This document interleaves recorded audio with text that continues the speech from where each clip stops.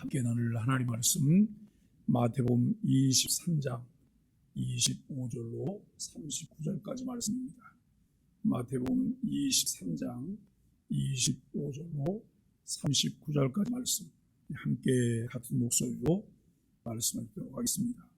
화 있을진저 외식하는 서기관들과 바리새인들이여, 잔과 대접에 겉은 깨끗이 하되 그 안에는 탐욕과 방탕으로 가득하게 하는도다. 눈먼 바리새인이여, 너는 먼저 안을 깨끗이 하라. 그리하면 겉도 깨끗하리라. 화 있을진저 외식하는 서기관들과 바리새인들이여, 회칠한 무덤 같으니 겉으로는 아름답게 보이나 그 안에는 죽은 사람의 뼈와 모든 더러운 것이 가득하도다. 이와 같이 너희도 겉으로는 사람에게 옳게 보이되 안으로는 외식과 불법이 가득하도다. 화 있을진저 외식하는 서기관들과 바리새인들이여, 너희는 선지자들의 무덤을 만들고 의인들의 비석을 꾸미며 이르되, 만일 우리가 조상 때에 있었더라면 우리는 그들이 선지자의 피를 흘리는데 참여하지 아니하였으리라 하니, 그러면 너희가 선지자를 죽인 자의 자손임을 스스로 증명함이로다. 너희가 너희 조상의 분량을 채우라. 뱀들아, 독사의 새끼들아, 너희가 어떻게 지옥의 판결을 피하겠냐.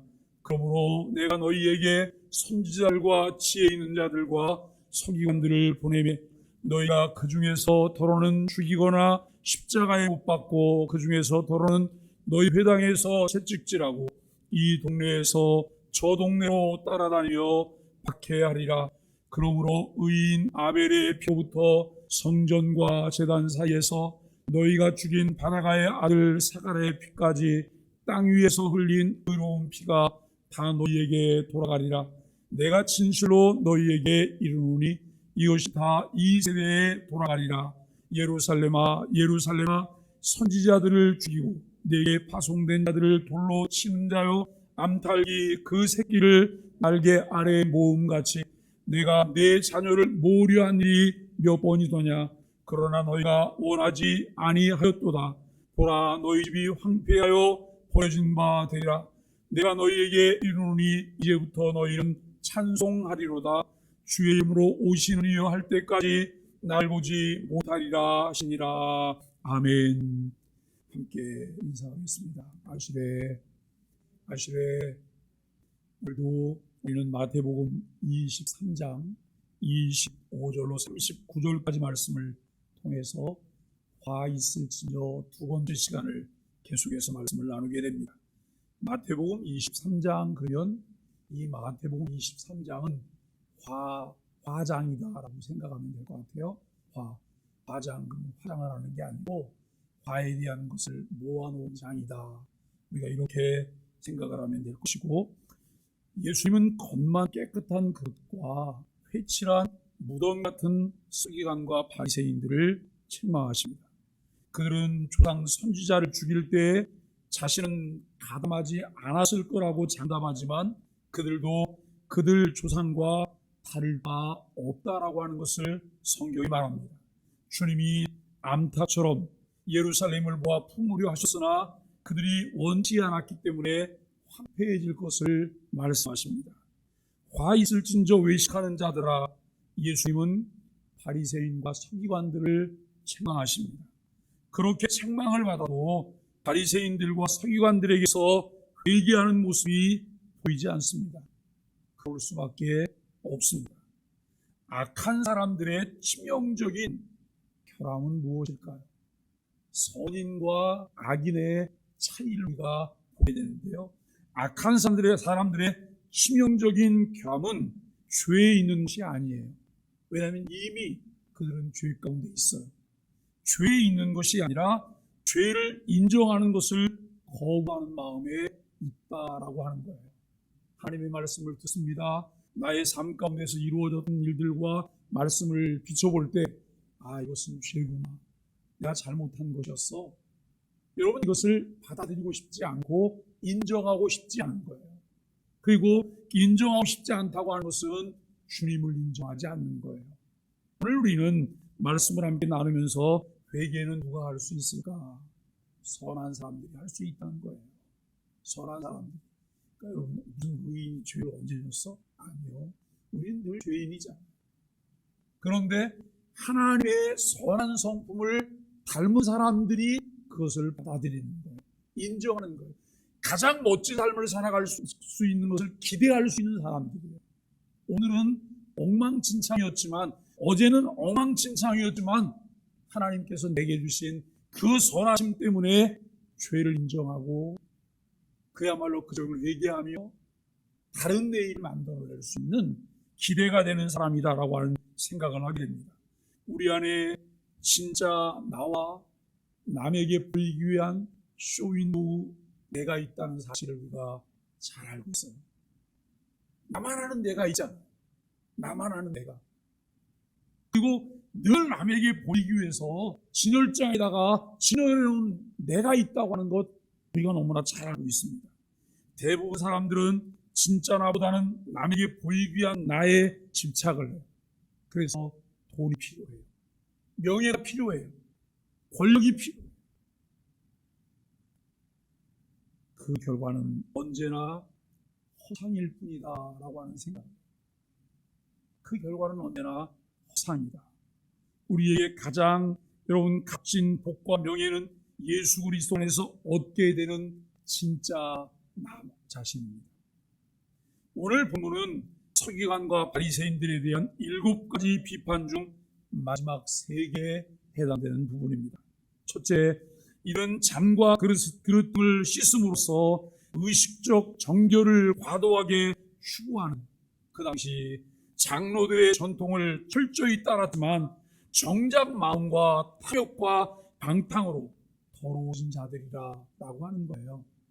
여러분, 정말 예쁜 포장을 한다고 하는 것은 얼마나 귀해요. 예쁜 포장지에다가 정말 아름답게 포장을 했는데 그 안에 내용물은 더 좋은 거예요. 그렇다면 금상첨화잖아요. 포장이 너무 이뻐요. 그래서 잔뜩 기대라고 열어봤더니 꽝이에요. 이거 얼마나 실망스러워요. 그런데 당시에 서기관과 바리새인들의 삶이 그런 삶이라고 하는 것입니다. 이들은 외적 정결을 유지하기 위해 심혈을 기울이지만 마음에는 탐욕과 방탕으로 가득 차 있었다라고 하는 것이죠. 이것을 깨닫지 못하는 그들을 눈먼 바리새인이라고 칭하면서 먼저 안을 깨끗이 하라, 그리하면 겉도 깨끗하리라라고 말을 해요. 여러분, 우리가 이 26절에 있는 말씀을 기억하면서 15장 11절의 말씀도 또 상기해봐요. 입으로 들어가는 것이 사람을 더럽게 하는 것이 아니라 입에서 나오는 것이 사람을 더럽게 한다라고 하는 거예요. 여러분, 내 영적인 상태를 나름대로 진단을 해보는 거예요. 내가 요즘 은혜 속에 살아, 은혜가 떠나줘서 뭘 통해서 알 수 있을까요? 입에서 나오는 말들을 보내나요? 말이 고쳐요? 말이 부정적이에요? 말이 비판적이에요? 말이 하나님의 나라를 세우는데 적합하지 않은, 은혜가 떨어졌구나, 메말랐구나, 이제 곧 자동차가 에코가 돼서 이 시동이 꺼지겠구나, 이렇게 생각을 하면 틀리지 않을 것이라고 하는 것입니다. 마음의 정결이 없는, 내적 정결이 없는 외적 정결이라고 하는 것을 기대할 수가 없어요.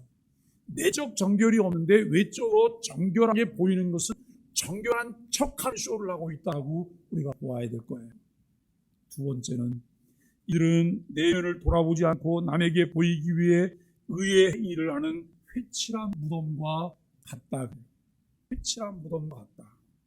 우리도 여러분, 우리 한국의 묘를 보면 옛날에 이제 매장을 했을 때는 이렇게 바가지 보는 것처럼 하잖아요. 정말 이 무덤을 잘 가꾸는 분들은 가보면 어쩜 이렇게 신경을 썼을까. 정말 무덤을 잘 가꿨어요.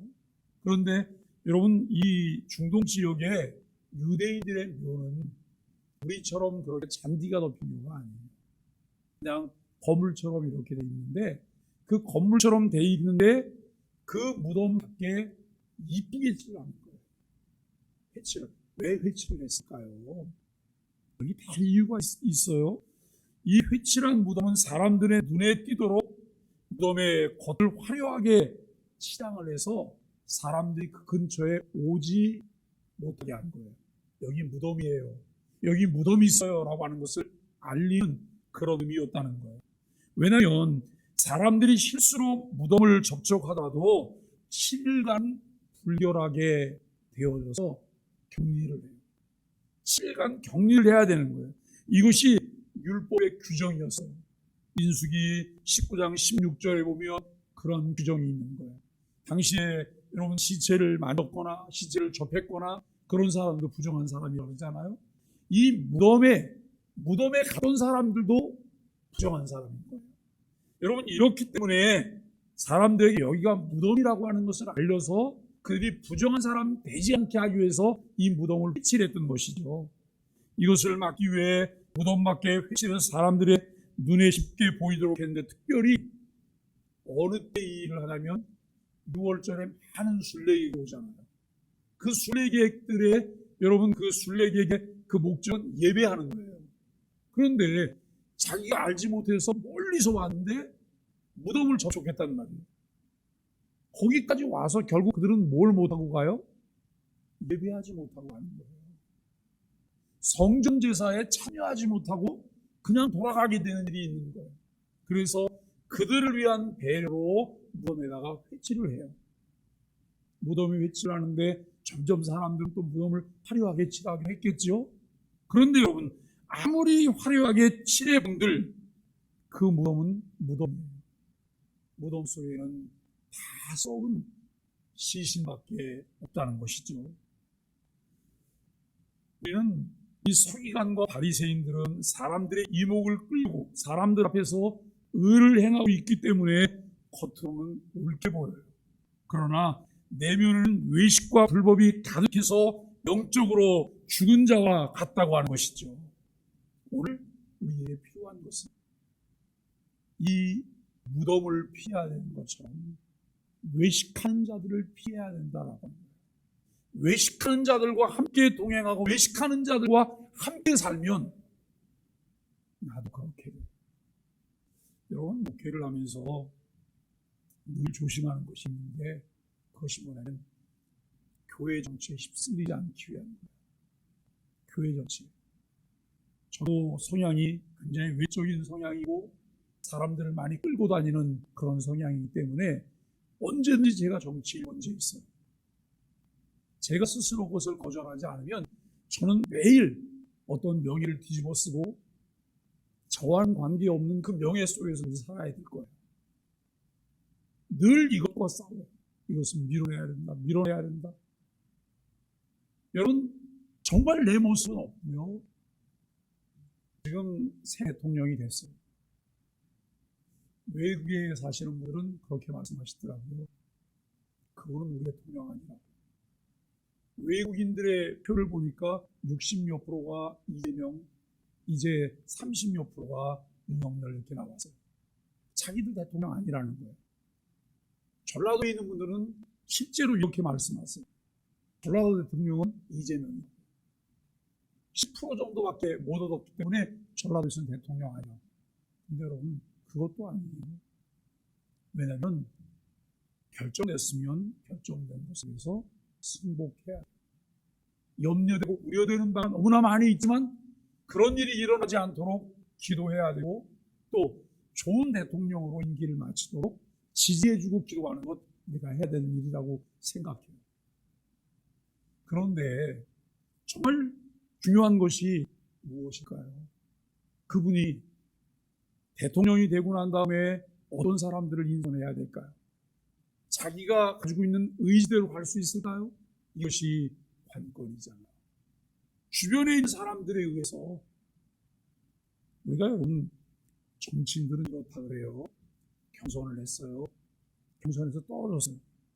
떨어진 사람이 어쨌든 떨어져도 자기 당이 이겨야 되잖아요. 그런데 안 그렇다는 거예요. 이 사람 절대 이기면 안 된다는 거예요. 왜냐하면 이 사람이 이기면 다음에도 내 기회가 없기 때문에 저 사람을 떨어뜨려야 된다는 거예요. 이게 얼마나 그야말로 못되고 악한 그런 습성인가요? 이게 정치의 속성인 거예요. 내가 아무리 잘나서 뭘 잘하고 싶어도 이거 할 수 없어요. 제게도 자주 이런 연락이 와요. 총회 임원하셔야 되지 않냐. 총회 임원하셔야 되지. 관심 없어요. 자꾸 그렇게 이야기. 제가 한 번은 이렇게 얘기했어요. 총회장 3년 하게 하는데 제가 원하는 임원 구성에 3년 하게 하면 나는 할 마음이 있다고 그랬어요. 이건 어느 누구도 허용해 주지 않는 그런 법이에요. 안 하겠다는 얘기. 왜요? 거기서 할 수 있는 게 아무것도 없어요. 다만 들러리를 써야 되고, 그리고 코울이라고 하는 명예를 쫓아다니다가 뜬구름 잡고 나중에는 허망하게 끝나는 일이 그 일이라는 것이죠. 오늘 우리는 말씀을 보면서 어느 무명인이 이런 말을 했던 것을 생각해 봐요. 하나님으로부터 고립된 상태는 지옥으로 향하는 지름길이다. 하나님으로부터 고립된 상태는 지옥으로 향하는 지름길이다라고 하는 이야기를 해요.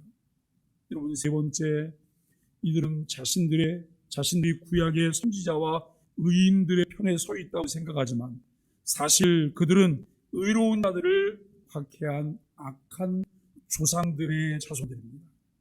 이들은 선지자들의 무덤을 만들고 의인들의 비석을 꾸밈으로써 그들을 기념하고자 해서 29절에 보니까 특히 1세기에는 화려한 무덤을 만드는 것이 아주 중요하게 여겨졌어요.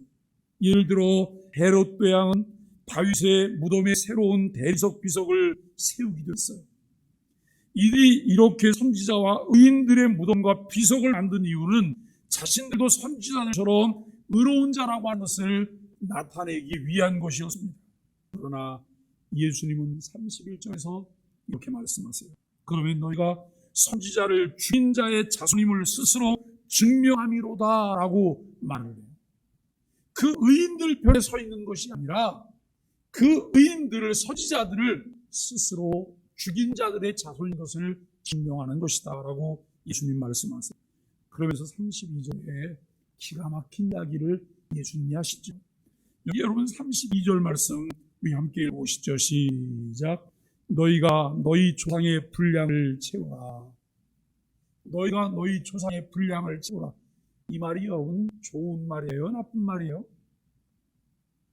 너희 조상들은 선지자들을 죽이고 의로운 일을 못했으니까 의로운 일을 못했던 그 분량을 너희들이 채우라, 이 말이었을까요?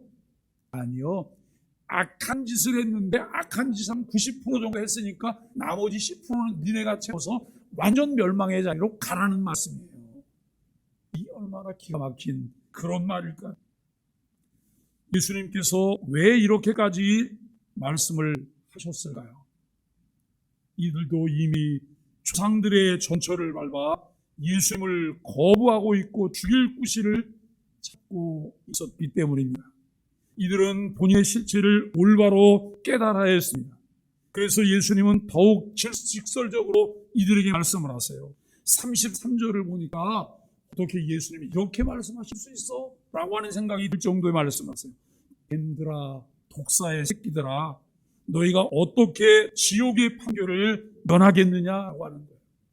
여러분, 이 말이 뱀들아, 독사의 새끼들아, 뱀과 독사를 가르치는 걸까요? 아니요, 마귀 새끼들아라고 하는 거예요. 네? 이 마귀 새끼들아라고 예수님께서 말씀하세요. 34절에 내가 너희의 선지자들과 지혜인 자들과 서기관들을 보낸다라고 말씀을 하십니다. 이 말은 예수님이 보내신 제자들이 구약의 선지자, 지혜 있는 자, 서기관이 했던 역할, 즉 하나님의 뜻을 전하는 역할을 이어받게 되리라고 하는 의미입니다. 그러면 서기관과 바리새인들은 제자들을 박해하여 죽이거나 십자가에 못 박았을 것입니다. 제자들이 죽임을 당하리라는 사실을 10장 28절과 24장 9절에도 예견되어 있고, 십자가에 못 박히는 것은 예수님의 경우와 같이 유대인들이 로마의 권위자들을 선동해서 십자가형을 집행시키는 경우를 말하고 있다라고 하는 것을 알게 됩니다. 유대의 지도자들의 박해는 조상 때부터 현재까지 이어져 미래까지 지속되므로 그들은 하나님의 심판을 모면할 수 없을 것입니다. 오늘 우리는 말씀 가운데에서 함께 나눌 수 있는 이 의인 아벨의 피를 우리가 함께 생각해요. 의인 아벨의 피는 아담적 인류의 역사에서 최초로 의로운 자가 박해받아서 죽임당한 사건을 가리키죠. 창세기 4장 10절에 나오는 가인의 동생 아벨입니다. 바가라의 아들 사가라의 피를 이 35절에서 말하고 있는데, 이 베레가의 아들 선지자 스가랴의 죽음을 대언하고 있는 언급이에요. 스가랴 1장 1절에 있는 말씀입니다. 스가랴가 성전에서 죽임을 당한다고 하는 이야기는 구약 성경에는 기록하고 있지 않지만 랍비 유대 문헌에 이 내용들이 기록되어 있습니다. 예수님은 아벨과 스가랴를 구약 역사의 의인으로서 죽임을 당한 첫 번째와 마지막 사람으로 제시를 해요. 그 사이에 모든 의로운 피가 다 그들에게로 돌아갈 것이라 라고 말합니다. 여러분, 우리가 빌라도가 예수님을 내어주면서 그가 했던 행위를 아시죠? 뭐 했어요? 손을 씻어서 나는 이 일에 관계가 없다. 그의 피가 내게로 돌아오지 않고 나는 관계가 없다고 말합니다. 그런데 성경은 그렇게 보고 있지 않아요. 그의 책임을 보아. 여러분, 우리가 매일매일 이 땅을 살면서 복 받는 거 무슨 복 받으시려고요? 매일 복 달라고 기도해요. 그런데 그렇게 기도해도 하나님이 들은 척도 안 하세요. 하나님의 관심이 여기에 있잖아요. 우리가 어떻게 살고 있는지, 하나님 말씀을 따라서 내면의 정결을 쫓아 우리가 예수 그리스도를 주로 인정하는 삶을 살고 있는지, 여기에 주님의 관심이 있어요. 그런데 우리는 매일 복 달라고 기도해요. 매일 종교적인 생활을 해요. 그런데 주와 나와의 관계가 엉망진창인데 이 관계에 대해서 별로 관심이 없다는 거예요.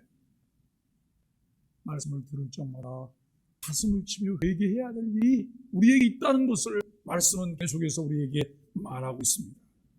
여러분, 예수님께서 이제 말씀하시는 내용 중에 36절에 이것이 다 이 세대에 돌아가리라 라고 말씀하세요. 이것이 다 이 세대에 돌아가리라. 34절과 35절에 묘사된 밖의 내용이 예수님의 말을 듣고 있는 사람들의 세대에 실현될 것이라 라고 하는 그 말씀이에요. 예수님께서 예루살렘아 예루살렘아 라고 통곡하시면서 여러분 말씀하시는 내용을 보게 됩니다. 1차적으로는 예루살렘의 유대 지도자들을 가리키지만 궁극적으로 유대인 전부를 포함하고 있는 말씀이라는 거예요.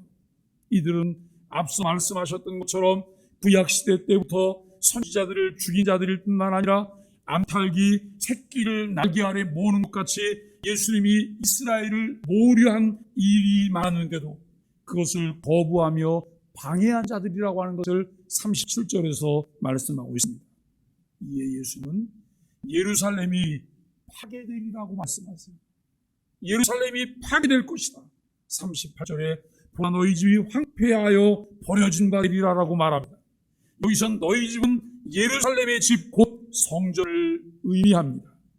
여러분 39절에 찬송하리로다 주의 이름으로 오시는 이여라고 하는 이 앞서 예루살렘 입성 때 무리가 예수님을 메시아로 찬양할 때 썼던 그런 표현이죠. 이들이 예수님께 이렇게 고백할 때까지, 즉 예수님이 재림하셔서 모든 사람이 그분을 인정할 수밖에 없을 때까지 이들은 예수님을 보지 못하리라라고 말합니다. 애들로 말씀하고 계시지만 그 말이 무슨 말이에요? 너희는 마지막 심판밖에는 없다는 거예요. 너희에게 이제는 기회가 없다는 말씀입니다. 여러분, 우리에게 주어진 기회의 때 내가 취해야 될 것이 무엇이라? 그나마 하나님의 은혜가 머물러 있기 때문에 그 은혜로 내가 돌이킬 수 있을 때 돌이켜야 되는 거예요. 그렇지 못하면 이미 활이 시위에 당겨지고 모인 상태로 이제는 그 활을 맞게 되는 것밖에 없게 된다라고 하는 것을 알게 됩니다. 예수님이 죽으신 후 부활하시고 승천하셔서 재림하실 때까지 하늘 보좌에 계실 것임을 암시하고 있는 말씀인데요. 하나님으로부터 큰 은혜를 받은 유대인들은 자기들이 하나님의 백성이라고 자신했습니다. 실로 바리새인과 서기관들은 모든 이들로부터 유대인 중에 유대인이라고 인정을 받았어요. 그러나 그들은 정작 하나님께 버림을 받았어요. 히브리인 중에 히브리이고 바리새인 중에 바리새인이고 또 그들보다 더 나은 자였던 사울은 돌이킬 수 있는 기회를 얻었어요. 그리고 그의 남은 생애를 주를 위해서 살며 주께 영광을 돌렸어요. 그러나 대다수의 많은 유대인들이 그 기회를 갖지 못했다고 하는 것을 알게 됩니다. 왜 그들이 정작 버림받았을까요? 그 이유는 세 가지입니다. 25절로 28절까지 말씀에서는 첫째, 겉만 깨끗한 외식하는 자들이었기 때문이라고 말씀해요. 두 번째는 29절로 33절 말씀에 보면 자기밖에 모르는 자들이기 때문에 그래요. 이기적인 자들. 교회를 다니면서도 예수님을 믿었다고 하면서도 하나님의 나라라는 관심이 없어요. 주의 몸된 교회에 관심이 없어요. 내 위치만, 내 체면만 중요해요. 세 번째는 34절로 39절까지 말씀입니다. 교회를 박해하는 자들이었기 때문에 버림받을 수밖에 없었다고 하는 말씀입니다. 사랑하는 소망의 가족 여러분, 오늘은 예수님 당시의 서기관과 바리새인들에게 영원한 심판이 확증되는 이유를 함께 살펴보았습니다. 우리는 그들과 같은 잘못을 저지르지 않기 위하여 늘 깨어 있어야 하고 말씀에 붙들려야 하고 하나님 말씀으로 나를 인도하여 주옵소서 기도해야 합니다. 겉으로만 거룩한 척 신앙생활 잘하는 척하며 다른 사람들을 정죄하고 비판할 뿐 자기 죄악을 깨닫지 못하는 상태에 있지 않은지 우리 자신들을 돌아봐야 합니다. 여러 문제들을 비판하지만 정작 그 문제를 해결하기 위해서 기도하지 않는 위선적 모습은 없는지 철저히 반성해야 합니다. 문제에 대한 판단을 하지만 문제에 대해서 방관자로 있는 것은 아닌지 우리 자신들을 돌아보아야 합니다. 주님은 지금도 진실한 마음으로 자기 죄를 회개하고 교회 공동체를 위해 하나님을 섬기는 자들을 부르고 계십니다. 교회를 통해서 주님을 사랑하고 주께 영광을 돌리는 사람을 주께서 부르고 계십니다. 이 부름에 기쁨으로 응답하는 우리 소망의 가족들에게 예수 그리스도의 이름으로 간절히 축복합니다.